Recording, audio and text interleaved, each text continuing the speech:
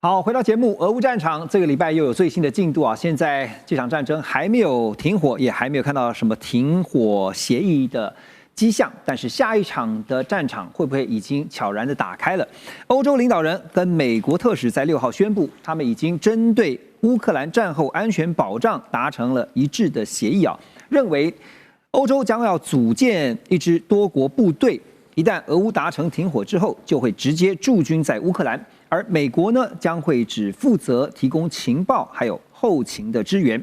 表面上是包装成部队维和，但是俄罗斯也看穿了这一点啊，在第一时间就定调说这是战争轴心的延伸。外交部啊，这俄罗斯外交部更警告说，任何进驻乌克兰的外国部队都会变成俄军的合法军事目标。现在在谈判桌上还有2个问题亟待解决，可是无解。一个是扎波罗热的核电厂的归属权，另外一个是乌东领土要不要割让的问题。现在呢，也看到了美国共和党的参议员在这个时候放话说，川普已经同意制裁俄罗斯石油，针对买俄罗斯石油的国家，最高要课500%的关税。所以刚刚提到了，不是500关税，当然就是讲了，我们都常知道说他极限施压，讲非常狠的话。可是回到最现实的，刚刚讲关键的2个问题啊，电厂还有包括领土的问题。 Russ， 你觉得啊，这个现在欧洲他们想出了一招，就是呢，我用一个维和部队，我进驻到乌克兰，但是俄罗斯已经告诉你了，这就是等同于变成我的合法军事目标，怎么办？这个都是一个谈判的过程跟交换乌克兰早说他们有这个，如果停火，那停火是包含部分的国土会割让给俄罗斯。但是乌克兰也有他们一些立场，包含欧洲军事部队进入乌克兰，所以这方面我觉得俄罗斯早晚还是会让步了，但是他们也会开一些条件，比如说规模多大、多少人数，或他们可以住乌克兰哪里。乌克兰的东部、中部，甚至西部。那如果是西部的话，那就远离乌东那边嘛，就不是到乌东。对，所以这个我还是觉得有谈判的空间，而且我觉得这个空间是相当的大。你刚刚的意思说，未来有可能是有驻军进到乌克兰，但是呢，不会是在乌东。是有可能是这种方式了，所以俄罗斯这方面还是会让步，但是俄罗斯也有他的要求，不管是给我多少乌克兰的领土，或是制裁要解除战犯，不要追他们等等，所以这都是一个交换。但是说实在，目前如果我们看整个 picture 的话，好像最后俄罗斯得到的东西还是比乌克兰多很多。说实在，尤其是如果这么多领土是给俄罗斯，那另外解除会制裁，制裁会解除的话，那俄罗斯就算一个大的赢家。那有关这个美国的这个国会草案，那为什么川普在这个时候同意？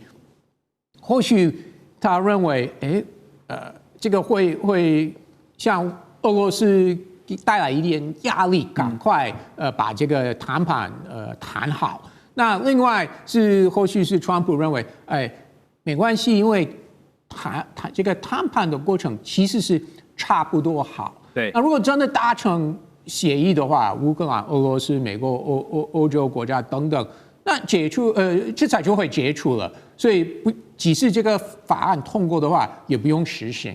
所以川普这个时候，去年他都反对，但是他或许觉得，现在通过，即使我签署，其实没有什么大的意义。而且就算讲难听一点，如果真的祭出了500%的制裁，一下子祭出，你也不知道他祭出，也许几天他又收回来，也有可能嘛，但是现在欧洲要谈维和的同时，战场上有一个更危险的讯号，我们带大家看到，乌克兰指控说，俄军疑似从战略核基地发射可以携弹核弹头的中程飞弹，就是我们之前也曾经讨论过的真果树这个导弹。而北韩呢，输往俄罗斯的闪电4反坦克导弹也正式要在今年进入量产。俄军现在动用真果树战略导弹，北韩的导弹又准备进入量产啊，这代表什么样的讯号？先请教聂老师。好，我们时间算一算啊，2022年2月24号嘛，对，到现在多久了？4年了，快4年了，还有45，对，还有45，好久了。那到底是俄国打仗好玩吗？他想一直拖吗？当然不是嘛，他当然也希望在他可能拿到他的目的之下，尽量不要打得太惨烈。但是他还没拿到之下，那现在他觉得应该要越快越好了啦。所以我觉得这个讯息非常清楚，我觉得他就是要快点得到他要的，因为他其实也差不多啦。前一阵不是谈和平协议吗？川普跟他通了电话，对不对？要跟乌克兰谈之前，先跟普京打个电话，28条，结果对这个泽连斯基很不利嘛。欧洲帮他讲话，搞出了20条，到现在还是没有成功，怪了啊，对不对？所以就是俄国没有拿到他要的啊，这个领土的这个放弃的部分，乌克兰还是不放嘛。而且还有一个很重要的是，刚刚 Ross 讲的经济制裁的部分。对经济制裁好，当然经济制裁是他后续啦，就是说他这个28条里面包括以后经济制裁要放松嘛。对，当讲那个关税那个，我觉得都不用再听，他的喊都是喊价，他的目的，他只是他的手段工具，他达的目的当然就是他要拿到川普要拿的东西嘛。那今天讲到一个，大家还知道，刚讲到这个是比较特别，叫真果树啊，不是真假假，真木字旁那个木琴针。这个真果树呢是有这个可惜核弹头的中程飞弹。有核弹头，听到核弹，你大概就感觉不一样，一砸下去可能就这种菌种那种爆血，有威慑力，史上非常可怕的。那在这个之前，他在这一年也打了一个东西，大家应该也知道，它叫什么 FAB 什么东西，地狱飞弹嘛。大家有听过吧？就滑翔翼加上制导系统的地狱飞弹，它不是在这一年不断的攻吗？这个可能成本低一点，它一打下去也会有巨大的弹孔啊，也有一点威吓效力啊，而且它也是一个先进多平台多目标的一个精准打击的一个这个飞弹。那这样子已经让他步步为营啊！其实他已经攻进了，我觉得差不多1/5这个乌东的这个地方。可重点呢，你会发觉，当乌克兰从好听讲，他还是有他很强的意志力啦。但单靠乌国一个国家是不够的，他背后早期有美国嘛，美国还是有武器会输入嘛，当然会打得越久越惨，就是消耗战。那当然也还有北约这个 NATO 这个会不断的有声音啊，最少精神上啊，不管说军事武力有多少，经常会支持你嘛。我刚刚很赞成他讲的，我也是这样想。这北约要进驻他这个地方，不管用任何方式，因为他的和平条也有讲，北约以后不可以进军嘛，甚至他限缩他的军力，对不对？你进军他不可能在东边呐，他一定是somehow的告诉他说，我还是支持你。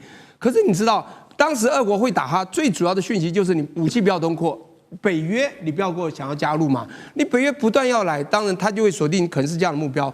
我的意思说，他当然你说这个意义在哪里？当然我觉得他除了这个您刚讲的这个，还有包括真果树，还有这个北韩要支持他的闪电4之外，我觉得还有我刚刚讲的地狱飞弹等等，他就是要希望尽快的达到他的必胜，然后他的必胜下面就是他有一些包括他和平谈判，他愿意承受的拿到的东西要拿到。对，我觉得是他现在想要做的东西。我们现在看整个局啊，就是把态势都拉高，但是呢，就是回到谈判上面的话，我怎么样能够争取更多的筹码？这场战争，当然大家也看到了，刚刚提到还有45天呢，真的是快啊，马上就要4年了，打得还真久。这场战争当然也改变了整个战场的态势啊。怎么说？因为像是乌军的 F-16的飞行员就坦白告诉大家说，北约的教范根本不适用。